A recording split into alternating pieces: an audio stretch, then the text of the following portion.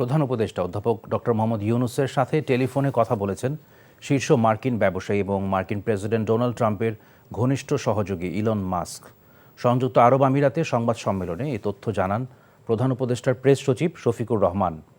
আমিরাত বাংলাদেশের সঙ্গে বাণিজ্যিক সম্পর্ক আরও বৃদ্ধি করতে চায় বলেও জানান তিনি।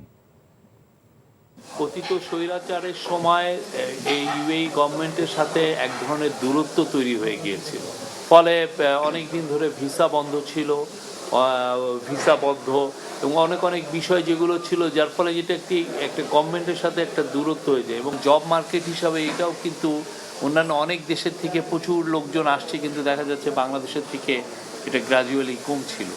তো আমরা এই বিষয়ে আসলে আমরা প্রফেসর ইউনূস উদ্যোগ নিয়েছেন।